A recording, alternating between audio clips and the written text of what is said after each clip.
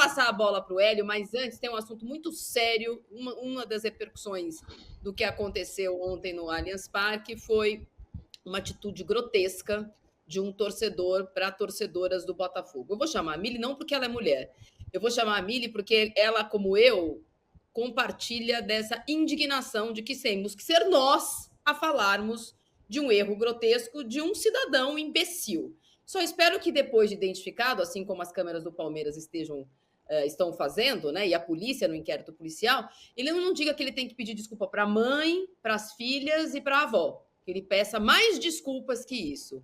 Né, Mili? Ai, gente, a gente deveria só falar da grandiosidade que foi o jogo de ontem, né? Porque, assim, eu acho que qualquer um que estava vendo o jogo de ontem, a gente se reencanta pelo futebol, né? Todos os dias o futebol oferece essa chance. Não, estamos falando aqui desse gesto. Hã? Dá um minutinho só. Me dá um minutinho só, eu esqueci. Eu sei que a gente tem muitas meninas aqui acompanhando o programa e eu esqueci de dar um alerta de gatilho, né? Que é uma coisa grotesca. Muitas de nós já passamos por isso em locais públicos. Então, é uma imagem de um torcedor mostrando a sua genitália. Então, é só um alerta de gatilho, porque sim, dá gatilho para muitas de nós que já passamos por violência como essa. Desculpa, Mili.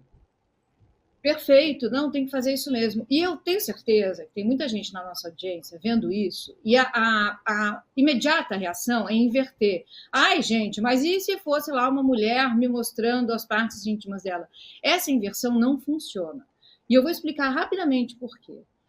O pênis, nessa sociedade masculinizada, tóxica, machista e misógina, é uma arma contra a gente. Então, quando a Marília dá um aviso de gatilho, é porque a gente se coloca na situação da torcedora botafoguense que não pôde celebrar a vitória do time dela, a conquista imensa, e precisou ir para a delegacia. Isso não é uma coisa simplória. Esse gesto obsceno é para lembrar a gente que a gente não pertence. É para lembrar a gente que a gente ama um esporte que nos detesta. É para lembrar a gente que a gente não deveria estar ali. É disso que se trata. E eu vi muita gente na rede hoje ignorando o gesto obsceno e cobrando a Leila. O que a Leila vai falar a respeito disso? Isso também é machismo. O cara se finge de feminista, de antimachista, para usar o machismo de novo contra a gente. Assim, gente, o Palmeiras se manifestou. Quando o Palmeiras se manifesta, a Leila se manifesta. Semana passada, quando o torcedor do Galo cometeu um gesto de racismo, eu não vi ninguém cobrando nominalmente o presidente do Galo. Então, quando você ignora o que aconteceu, ignora o que passou, a dor da torcedora, ignora a violência do gênero para chamar uma outra mulher para o centro do palco para poder criticar ela, o que você considera uma falta de atitude, isso também é machismo. Então, a gente tem várias camadas do machismo nessa história. E é tudo deprimente. É deprimente a torcedora que não pôde celebrar o que para ela deve ter sido o ponto alto do ano. Porque é uma vitória, gente. Assim, o que aconteceu ontem em São Paulo, esse jogo, ele é grandioso. Eu não tenho nem palavras para dizer. Eu estava vendo absolutamente em êxtase, encantada com o futebol. E não posso celebrar, porque eu tenho que vir aqui comentar machismo. Porque o homem, quando vai comentar machismo, só consegue criticar a Leila que, para ele, não se manifestou errado, ou sei lá eu.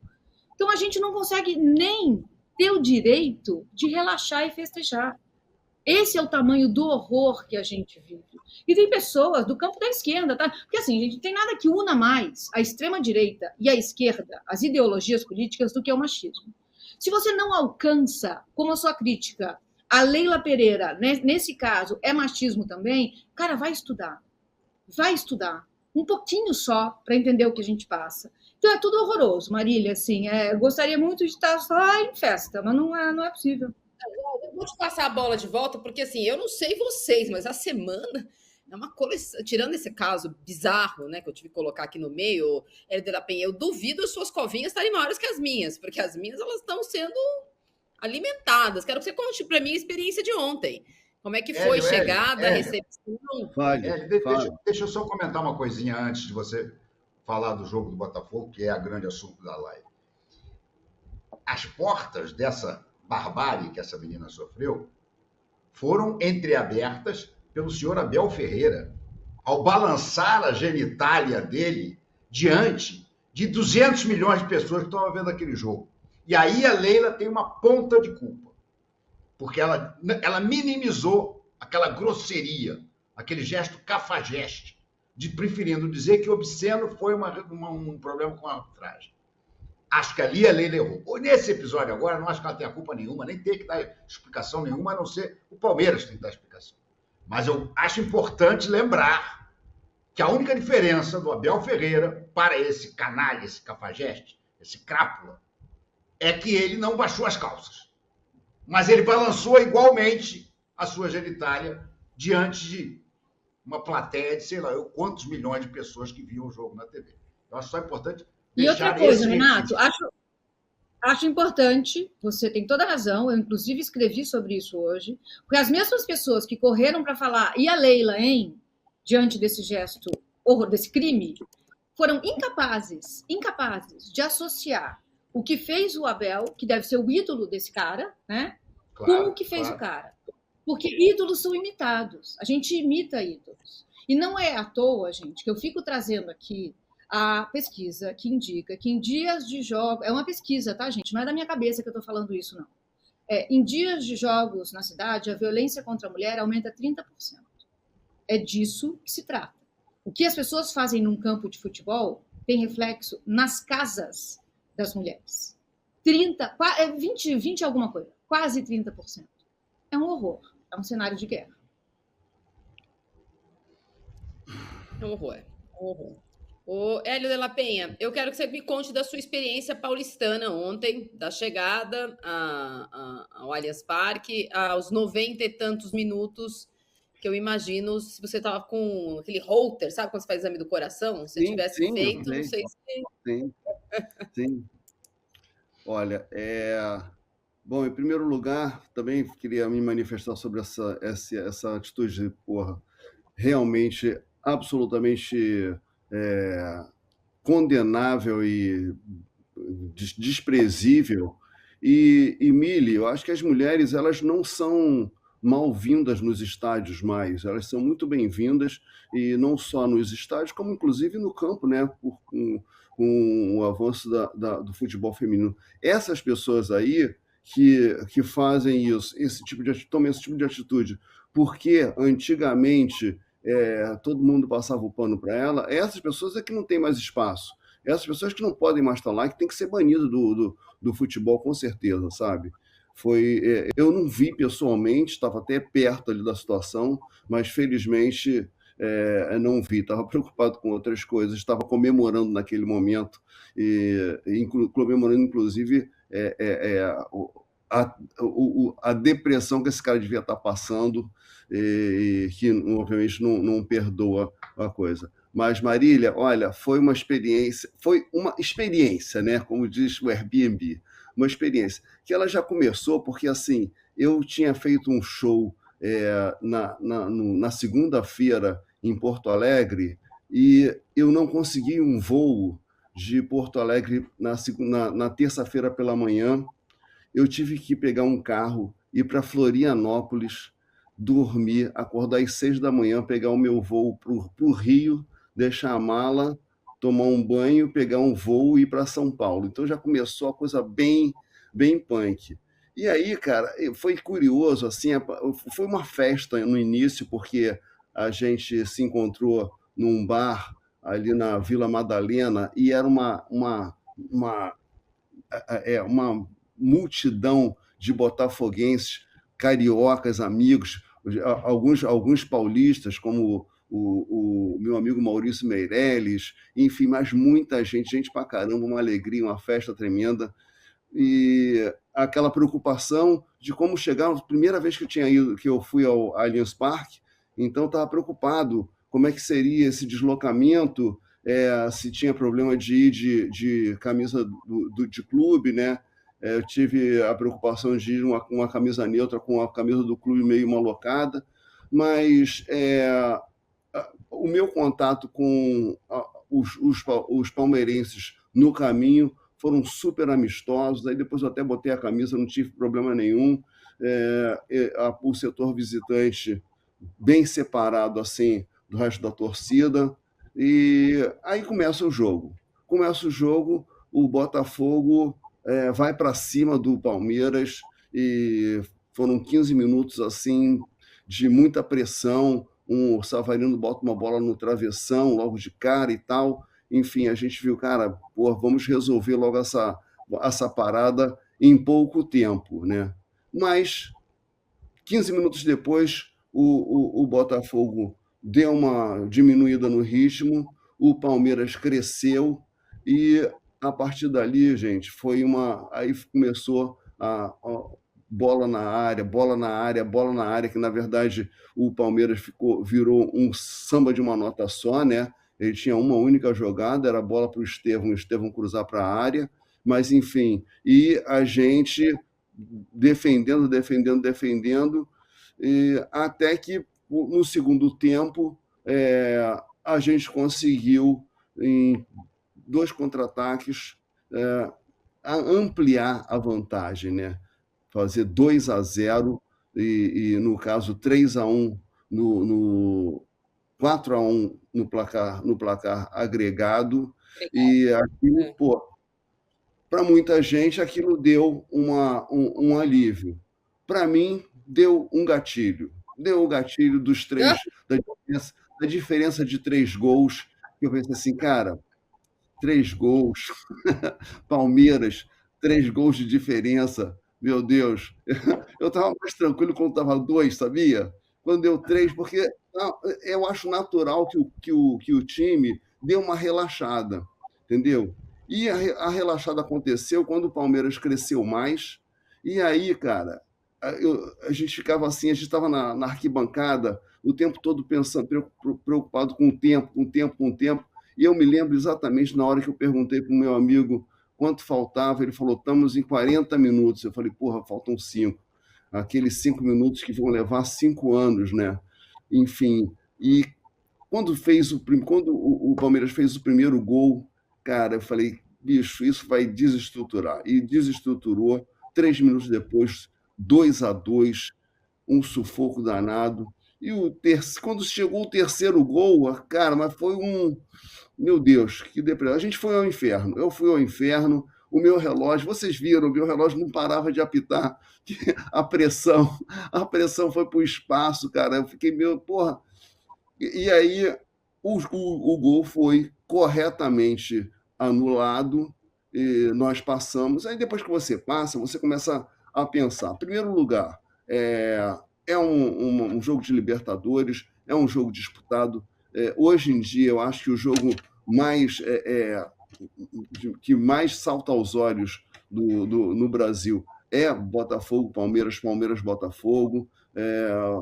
Por mais que alguns torcedores dizem que não existe essa rivalidade, é uma rivalidade deste momento, não é uma rivalidade de séculos, mas neste momento existe sim essa rivalidade, então, mas proporcionando belos espetáculos, né? Belos para quem, sobretudo para quem não torce para o Botafogo, porque para a gente, cara, foi um sufoco. E aí você ter um jogo de 180 minutos decidido no estilo de basquete, quer dizer, na última sexta, meu amigo, foi uma coisa realmente desesperadora. A gente, sabe, eu estava, no final, eu estava sem forças para ficar em pé, entende? Foi uma coisa absurda. Mas o Botafogo jogou bem, o Palmeiras jogou muito bem, e nos 180 minutos fomos superiores, porque a gente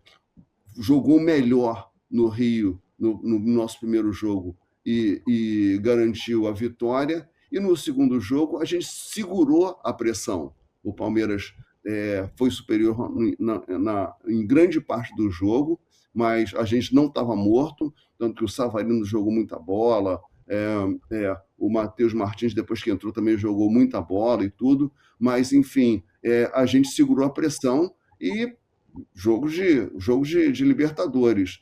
Achei que, no fim das contas, a gente mostrou que, neste ano, pelo menos, no meio dessa rivalidade, o Botafogo tem se mostrado superior ao Palmeiras, né? Porque o que vale, no fim das contas, é que nós passamos e eles não.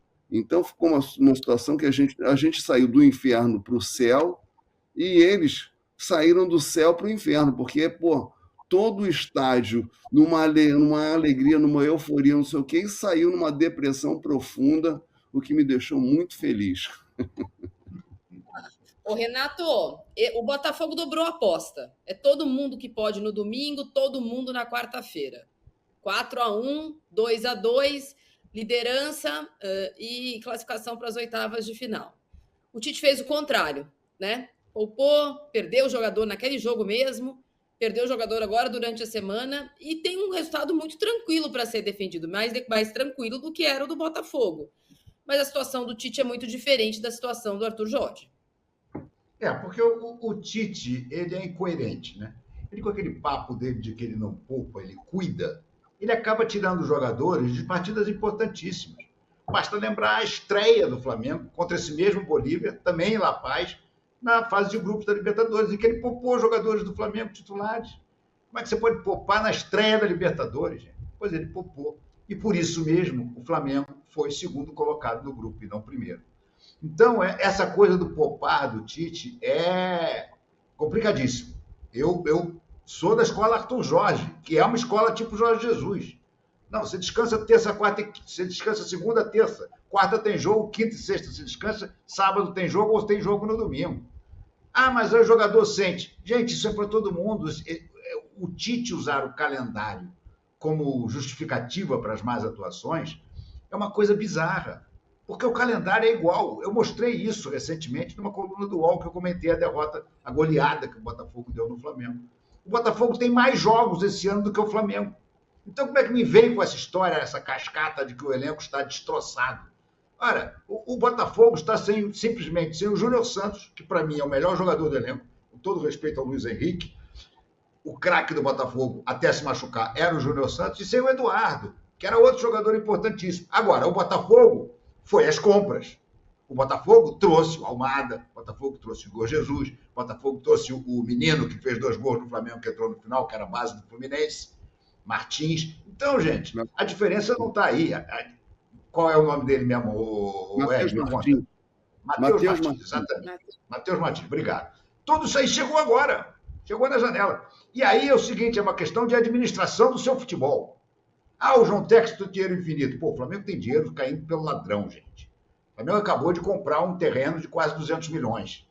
O Flamengo praticamente acabou com a dívida dele. Não poderia fazer um investimento. Está fazendo agora. Trouxe o Michael, parece que vem o Alcaraz, né? Espero que venha o Alcaraz certo, né?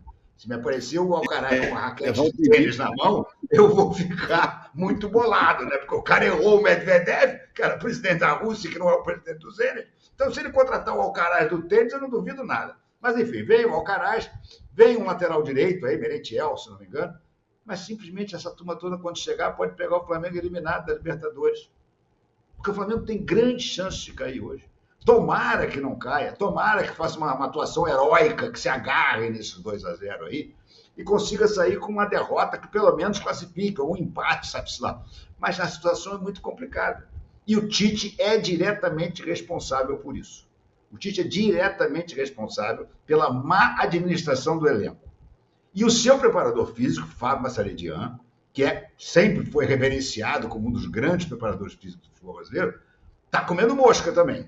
Porque o número de contusões musculares no elenco do Flamengo é uma coisa, no mínimo, preocupante. No mínimo, para você ficar com a pulga atrás da orelha e perguntar, vem cá, esses caras não estão exagerando na carga, não? Já que o calendário é tão puxado assim, não seria a hora de dar uma diminuída? Porque a hora de pré-temporada é no início, não é agora. Agora é manutenção. E os caras continuam estourando. Então, eu acho que o Tite tem culpa, o departamento de futebol tem mais culpa do que todos eles, e o Fábio Massaredian precisa se explicar, porque da maneira que ele está deixando, não está fácil, não. Agora, para culminar, só para acabar de falar do professor Adenor, que vocês, corintianos, com razão, adoram, ele hoje botou o BH no banco.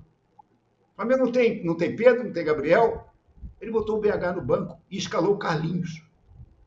Ô, professor, como diz aí o meu querido Ricardinho Martins, me ajuda a te ajudar, né? Tá difícil. Ô Mili, eu quero fazer uma pergunta para você. Eu achei a agenda positiva do Palmeiras hoje um pouco exagerada. Acho que o lastro que o Abel tem no Palmeiras é incomparável, é muito positivo em relação, por exemplo, ao que o Tite tem, né? Que é uma poupancinha pequenininha no Flamengo. Então, eu entendo que, obviamente, não vai ganhar nunca. As frases de ontem, não vai ganhar sempre, não sei o que lá, tá tudo bem. Não vai ganhar sempre mesmo, até aí tá tudo certo.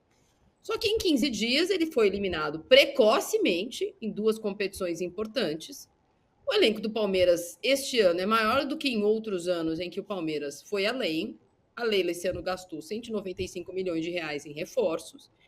E, além de todas essas contas matemáticas que não entram em campo, o Palmeiras não está jogando bem. O Palmeiras jogou bem o segundo jogo contra o Flamengo. Ontem foi muito mais transpiração do que técnica. Não teve plano nenhum ontem. O plano de saída deu errado, o Botafogo engoliu o plano de saída. E depois, olha, bola parada vale, escanteio vale, bola que bate na coxa, mas não tem plano para isso. Não estão passando muito pano hoje, não? Mas caiu de pé, estou orgulhoso. Orgulhoso do quê? O que ele viu em campo que eu não vi? Então, vou comentar isso. Eu queria antes só falar o que o Hélio falou, né? Que hoje nos estádios está tudo bem e que são os machistas e misóginos que são presos.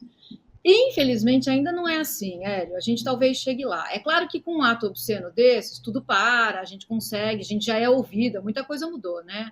Mas assim, a gente ainda na subida da rampa, quando está muito cheio, a gente ainda leva assédios e abusos. A gente não pode ir com qualquer roupa no estádio. A gente é assediada na arquibancada, em forma de cantada e elogio. Enquanto em 2019 o Galo era campeão no Mineirão brasileiro, muitas mulheres foram estupradas e tiveram que ir à delegacia da queixa. Então, mudou, concordo, mas está longe de ser ideal. A gente ainda tem muito caminho a percorrer nesse quesito, infelizmente. Qual